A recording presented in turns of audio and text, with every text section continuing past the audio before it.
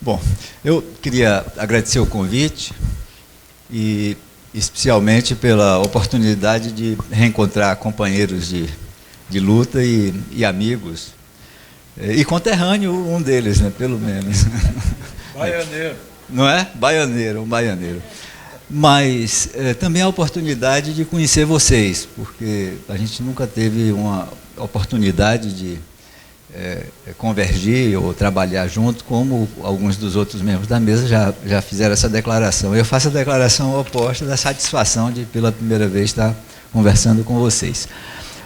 O que vou fazer, por isso que eu falei que eu deveria falar ou no começo ou no fim, porque é um aporte mais acadêmico, um pouco assim mais geral, mas eu acho que a partir das falas, tanto do Gil quanto do Gesualdo, vocês vão ver que tem um encaixe muito patente, porque o que a gente está discutindo é o conceito de universidade e o conceito de autonomia universitária.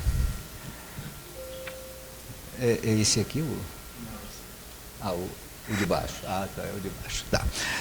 Porque o Futurice se declara, desde o começo, um programa para aumentar a autonomia da universidade. Notem, isso aí é a primeira apresentação. Se tem alguma consistência nele, é dizer que é um programa de autonomia universitária. O próprio ministro, nas suas falas, diz que é um programa voltado para a autonomia e insiste no tema da autonomia, principalmente administrativa, mas também a autonomia financeira, né? Aí veja, as primeiras reações também dizem que estão reagindo em função de que o futuro vai tirar a autonomia das universidades. A UFRJ foi a primeira a se posicionar, as outras todas vieram também, mas o que é que está indicado ali? Promover o fortalecimento da autonomia universitária. Aí, a constatação que a gente pode fazer é que o futuro declara-se como um programa de autonomia, mas temos uma guerra ideológica. Está em moda falar de ideologia, até os que não entendem muito o que é o conceito, né? Mas é uma guerra ideológica por esses dois conceitos, de universidade e de autonomia universitária. Eu acho que Gesualdo já foi muito feliz, ele disse que quem está propondo o Reúne não sabe o que é universidade. O Futures, desculpe. Aí, lapso porque o Reúne tem um elemento que foi criticado por ser também contrário à autonomia. Também não entende o que é autonomia. Aí o que eu estou pensando em propor a vocês é uma discussão dos projetos de universidade, porque eu tenho uma hipótese de que, às vezes, nós também entendemos, não precisamente, não claramente, não profundamente, o conceito de universidade, em função da história peculiar da universidade no Brasil. A universidade moderna tem dois projetos, basicamente datados no Iluminismo, final do século XVIII, início do XIX. Um deles, o foco é na produção do conhecimento científico, a universidade como lugar de produção de verdades, e o outro, a universidade como o espaço, a instituição para a formação de quadros para um Estado moderno. E cada um desses projetos tem um princípio. O princípio do primeiro a ciência é a forma mais avançada e a única que tem validade e legitimidade para produzir o conhecimento. Esse projeto resulta em um modelo de universidade que nós nos acostumamos a chamar de universidade Humboldtiana. Há toda uma discussão sobre se isso é mitológico ou não, mas Humboldt, ele funda a Universidade de Berlim em 1810, em uma posição equivalente a ministro da Educação. E, ao fazê-lo, inicia uma reforma que se estende por toda a Europa e depois os Estados Unidos incorpora muitos dos princípios da Universidade Humboldtiana, que é uma universidade baseada em liberdade, ou em liberdades, né? A liberdade de ensinar, liberdade de aprender, liberdade de pesquisar, mas além da questão da ciência, a formação na universidade é uma formação na cultura. Essa expressão os educadores discutem muito.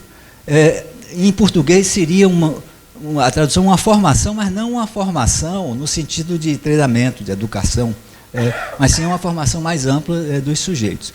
E outro princípio de Humboldt é a unidade da ciência. O que justifica uma universidade é o fato dela ser capaz de integrar as áreas do conhecimento que estavam sendo fragmentadas no avanço da ciência nesse percurso, né? E nesse momento. Aí, a universidade humboldtiana, a formação científica tem uma primazia sobre o treinamento profissional. Os sujeitos se tornam profissionais ou técnicos melhores se forem formados como pesquisadores. Isso, aliás, é muito moderno, até em uma outra dimensão, é uma concepção freiriana de educação, onde a aprendizagem é integrada na pesquisa. O laboratório é o lugar principal de formação e existe uma reinvenção da pedagogia que deixa de ser, ou pelo menos se supera, essa pedagogia da retórica, em que uns falam, outros escutam, para uma pedagogia do fazer, né? O princípio do outro modelo de universidade é um princípio muito mais político. A educação é um direito fundamental pelo fato de ser matriz de outros direitos. Os direitos políticos, inclusive, os sujeitos com mais educação, com acesso à educação, são capazes de defender o direito à vida, todos os outros direitos. Esse é um princípio fundamental da Revolução Francesa. E é expresso com muita clareza em um documento de 1791, que são discursos dessa figura, o Conde de Mirabeau, está aqui ele, eu acho que foi um dos primeiros popstar acadêmicos, era ele, porque quando ele ia fazer nem bem acadêmico político, quando ele ia fazer um discurso na Assembleia Nacional, depois da Revolução Francesa, se espalhavam folhetos em Paris dizendo: Mirabeau fala hoje. Aí a população ia assistir Mirabeau, não conseguia entrar, porque o espaço era pequeno, e aí ficava gente nas janelas repetindo para as pessoas o que ele falava dentro, né? Não tinha telão, Gil está lembrando isso, né? Aí. Agora, vejam que coisa interessante, é que o título é Trabalho sobre a Educação Pública, encontrado nos papéis de Mirabeau Velho, publicado por Pierre-Jean Georges Cabanis, doutor em medicina, etc., que era o médico particular dele, mas também era o ghostwriter para alguns assuntos de ciência, assuntos de educação. E a figura era essa elegância que vocês estão vendo, né? O Cabanis. Tem uma história muito interessante, eu não vou ter tempo nos 20 minutos de contar, mas se alguém se interessar eu falo um pouquinho dele. Mas Cabanis, depois de uma vida muito, como eu disse, interessante, para dizer o mínimo, né? Aí, vocês vejam que eu já despertei um suspense sobre essa figura, né? Aí, ele é o grande apoiador de Napoleão, inclusive é o redator do Manifesto da Nação no golpe do 18 Brumário, mas depois Napoleão se revela autoritário, tirânico. Napoleão, felizmente, não era capitão, era marechal, já muito jovem, né? Aí, mas se torna um ditador rápido, né? E faz uma cooptação do projeto de reforma do ensino em geral, mas também da educação superior de Cabanis, e faz, ou implanta em 10 anos, um modelo de educação superior que, pela primeira vez, obriga o diploma como certificação profissional, introduz um método de ensino que fragmenta, chamado método analítico de ensino, que, vocês vão reconhecer, a educação superior se torna disciplinar, quer dizer, dividida em matérias, e cada matéria é subdividida em matérias e matérias, e para a administração das matérias se inventa faculdades e departamentos, né? cátedras básicas, e essa é a grande diferença dos dois modelos. A Universidade Humboldtiana é integradora, ela é universidade, e a Universidade Cabanesiana Bonapartista, ela é fragmentadora.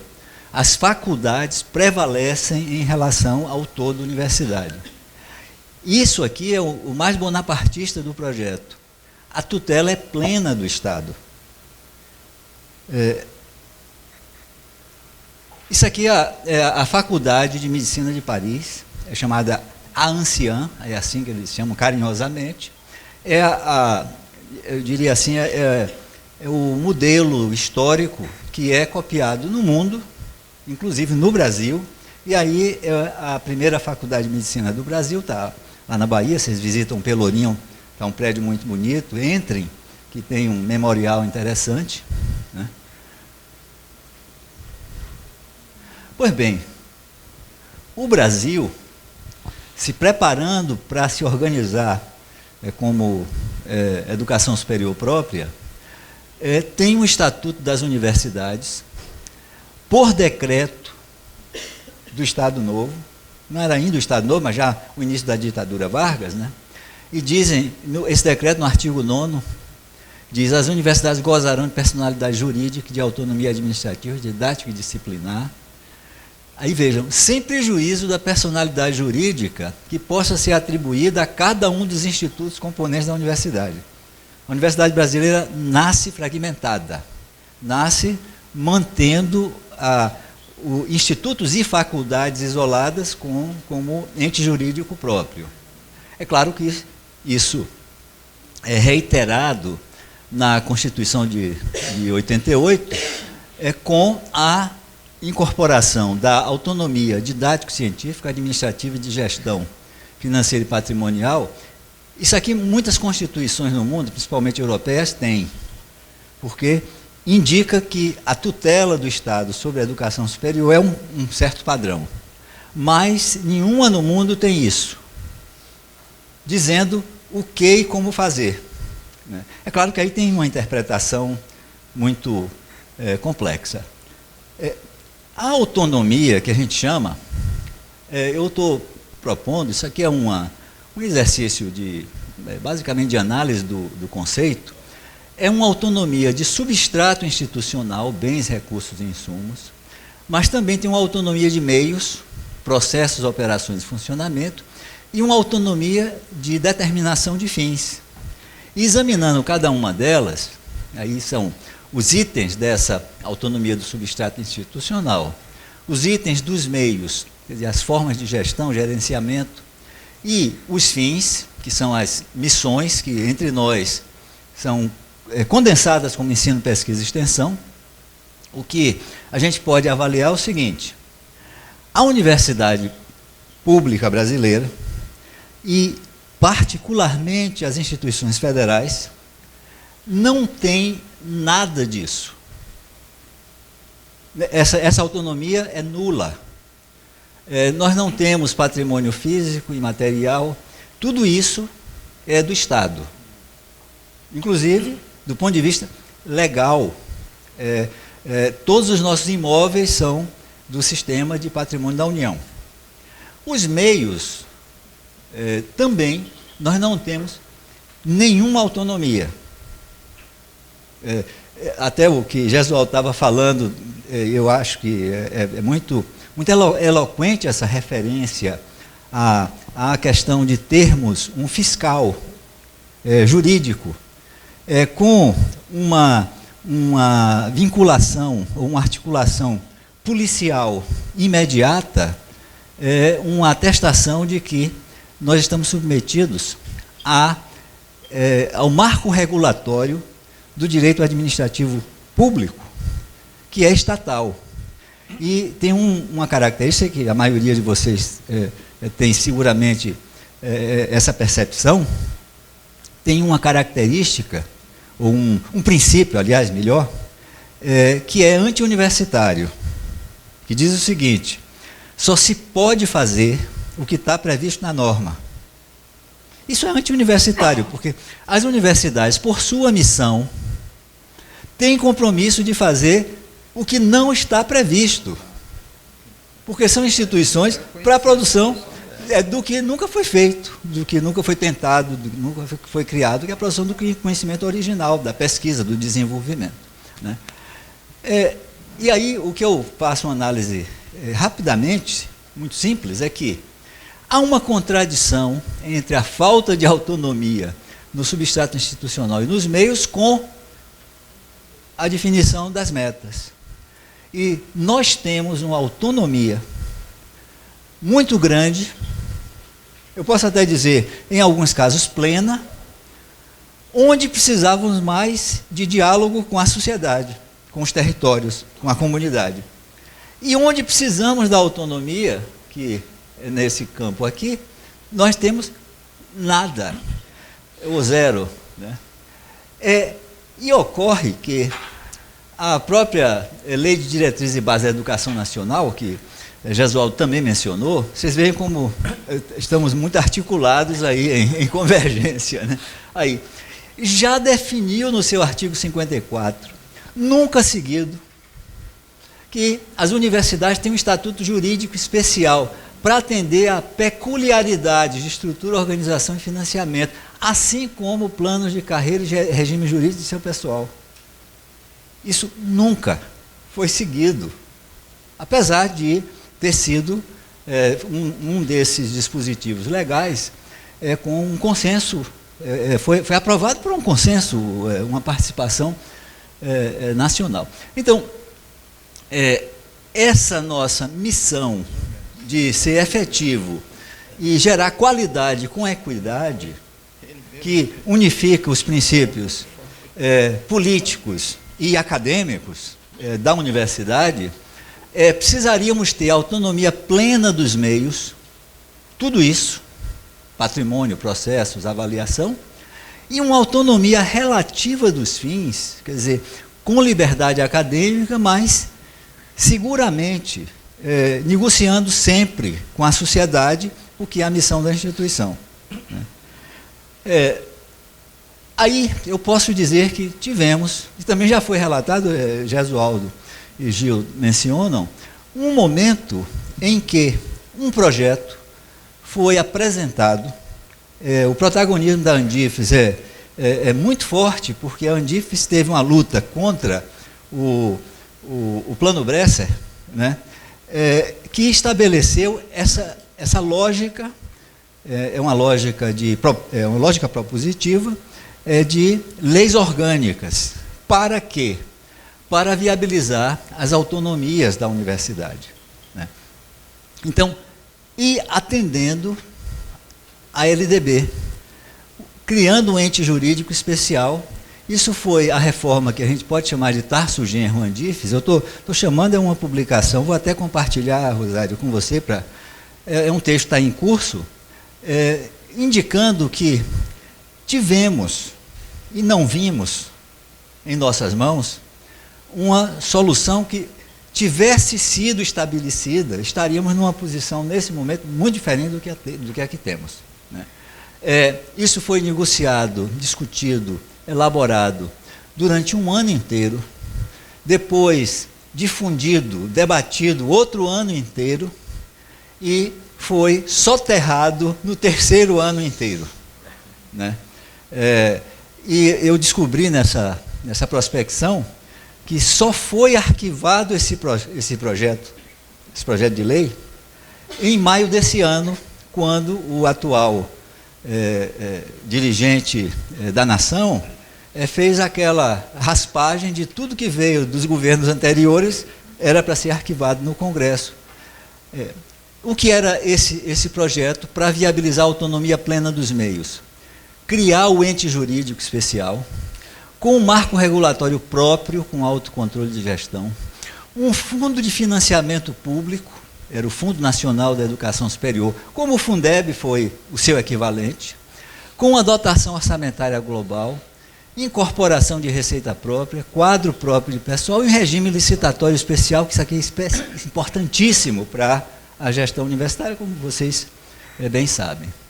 Agora, para viabilizar a relativização da autonomia dos fins E esse é um ponto que eu estou trazendo para a discussão, que é um ponto muito delicado para a dita comunidade universitária, em especial o segmento docente da comunidade universitária, que tem uma interpretação equivocada de Humboldt da chamada liberdade de cátedra.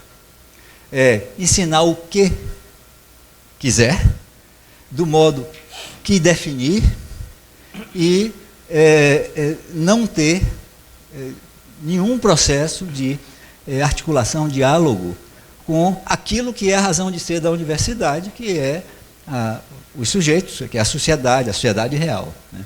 Pois bem, nesse projeto implantava-se um PDI verdadeiro, quer dizer, não essa formalidade que temos, praticamente de cumprir, de preenchimento de um formulário, um Conselho Nacional do Sistema das Instituições Federais de Ensino Superior, todas as instituições, não era só apenas as universidades, conselhos sociais empoderados, e não essa digamos, ficção de participação da comunidade com um número mínimo de representantes em conselhos que são basicamente acadêmicos, órgãos consultivos, planos de metas, de impacto social. Inclusive, a segunda versão, teve 5 versões esse projeto de lei. A segunda versão tinha um dispositivo que fomentava a integração do setor federal, da rede federal de ensino, com a educação básica, que depois desapareceu na negociação com os segmentos corporativos das instituições. Sistemas próprios de acompanhamento e avaliação e mudar a regra da avaliação mais para o impacto do que o procedimento. Deixa eu só um pé de página aqui. O que quer dizer isso? É que nós somos auditados, avaliados, escrutinados, inquiridos sobre procedimentos e nada sobre impactos. Se eu tiver um projeto de pesquisa e eu seguir todas as regrinhas de preenchimento das prestações de contas, tudo bem. Ele pode não ter impacto nenhum, possa até não ter feito o que tinha prometido fazer, mas está tudo bem organizado, é aceito. Em compensação, se eu conseguir resolver um grande problema da sociedade, da natureza, da história, e precisar modificar alguma coisa, serei punido, né? Terá sido um desvio de objeto, né? E aí, retomando. Isso porque, e eu gosto de insistir nisso, nós temos os princípios da gestão do Estado que muitas vezes são contraditórios com os princípios da autonomia universitária. Por exemplo, se eu pegar só um exemplo, tem outros, eu não vou ter tempo, a não ser que a gente no debate aprofunde, o da impessoalidade. Por que a gente faz concursos que os sujeitos têm que fingir que não conhecem os outros? Né? Por que é que eu não tenho nenhuma maneira, como gestor da universidade, de trazer alguém por seu nome, por ser um autor? Isso é contraditório com a lógica acadêmica, em que nós somos autores, somos criadores, assinamos com orgulho o que fazemos. Aí, por exemplo, eu estava na reitoria da Federal da Bahia, e aí fizemos um movimento para trazer Caetano Veloso para professor na universidade.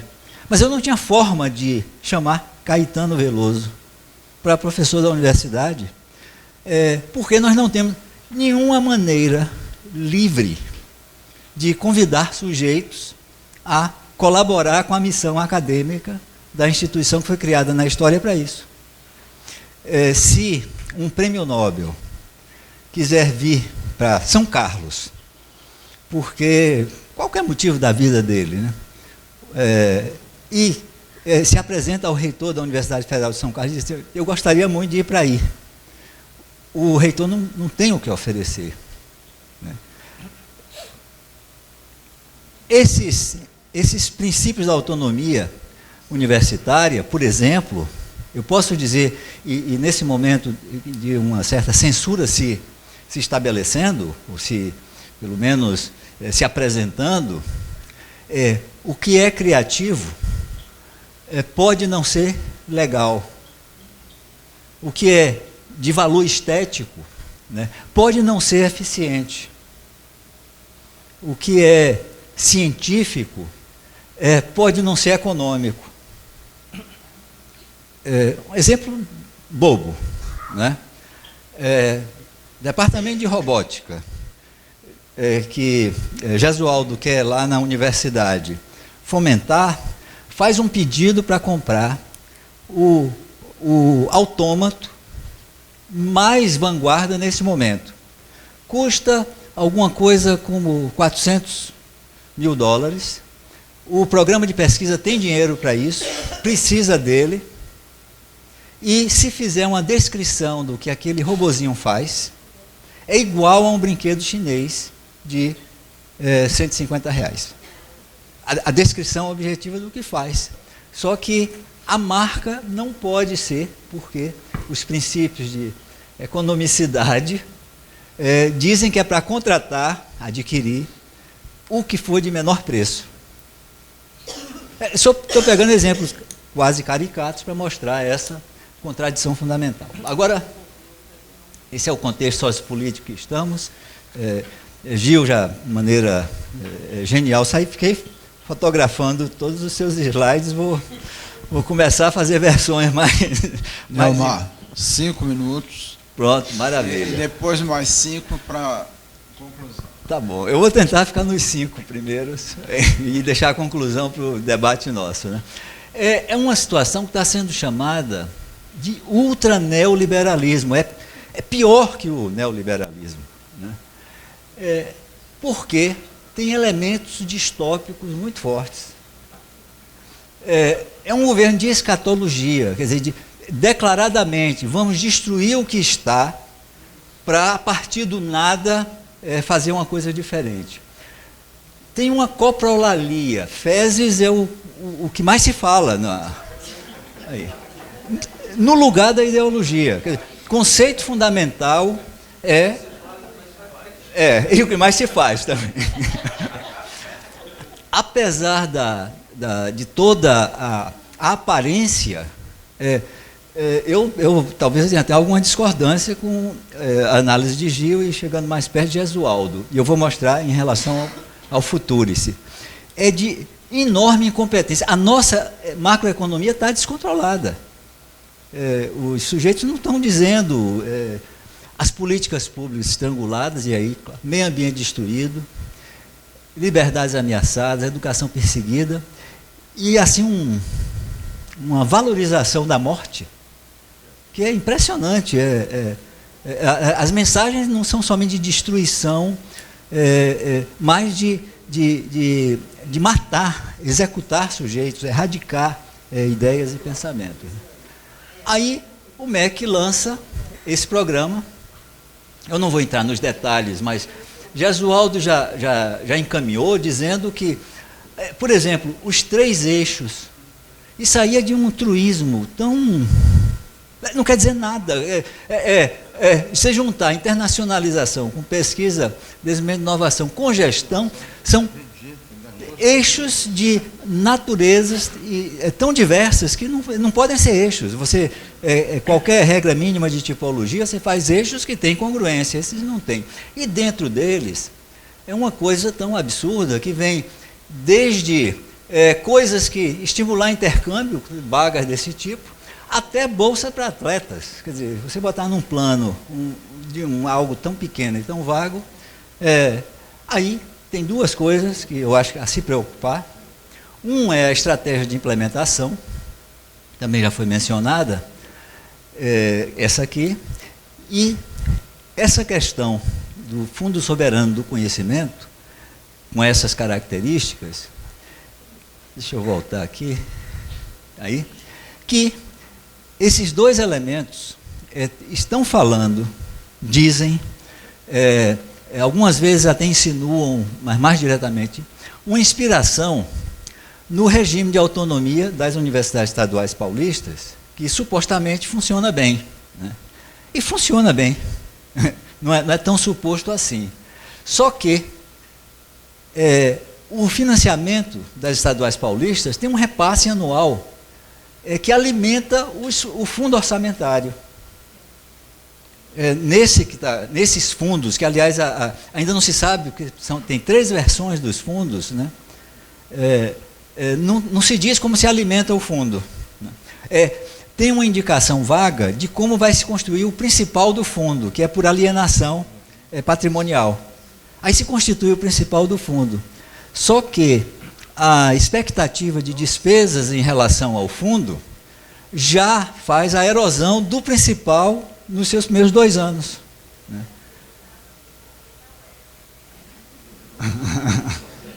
Tá bem.